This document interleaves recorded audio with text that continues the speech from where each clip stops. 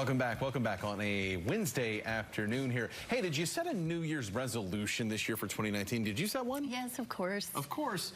45% of Americans, nearly half, actually set New Year's resolutions. But here's the downside. Only about 8% follow through. I'm part of the 92%. Okay. So if you started strong, but your motivation is waning, today we're going to talk about ways that you can rescue your goals if you've fallen off that wagon, so to speak. Michelle McCullough is here, author of the book, The Make It Happen Blueprint. She's back to share with us 4 tips for rescuing those goals. I know, Michelle, you know, it's not even the end of January yet, and here we are talking about resurrecting our resolutions. But I guess, is there hope if we've already sort of fallen off that wagon? Oh, absolutely. I think one of the biggest mindset challenges that we have is believing that we can only set goals one time of year. And yet at the same time, whenever you set a goal, if you happen to fail, the shame that comes in is really challenging. So my first tip is just to make sure that you don't let shame rule your thoughts, because that can keep you from trying again. What we should be saying instead is, you know what, that goal wasn't right for me for whatever reason. What goal will work for me, and how can I make it happen? And so when you think about that, what if the motivation isn't just there, and that's kind of why it just didn't work for you?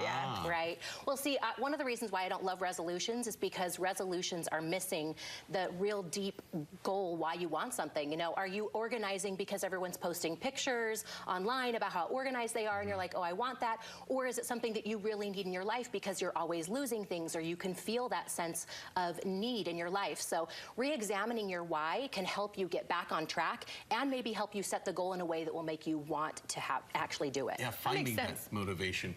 Up next here, do you think it's better to go for a big goal, like a big life-changing momentum shift maybe in your business or life, or go for a small, more attainable goal? Well, I'm a huge fan of big, hairy, audacious goals. They get me excited, and I can hit my feet on the ground in the morning. But sometimes that doesn't work, even for me. But for other people, it might be better to do what we call goal graduation, where, let's say, hypothetically speaking, you want to lose 50 pounds in a year. You'll actually be more motivated if you lose that first 10 pounds and focus on just losing 10 pounds at a time, rather than doing 50 pounds, which feels so far away and so distant. And if you can just work on chunking it down and working up, then you'll get that sense of accomplishment, even at little places along the way. Okay, so we talk about the 8% of people who have not given up.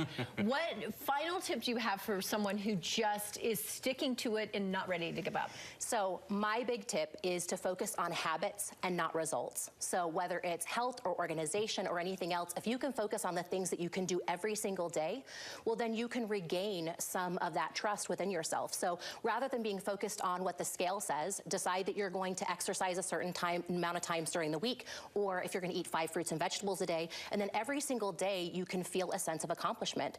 And I believe that success is not the destination, it's the practice. It's the little things that we do every single day that really make us better people, because progress is what we're aiming for, not results. And so chunking things down into the habits that you want to accomplish, whether it's for 20 minutes a day or an hour a day, don't worry so much about the end result as what you can do every single day to get closer. You know, I'm a football fan, and that's what Nick Saban, the coach at Alabama, always talks about, is the process. It's not about the end result, it's about the process. Trust the process, he says, and it seems to be appropriate in our work and life goals as well here. Absolutely. All right.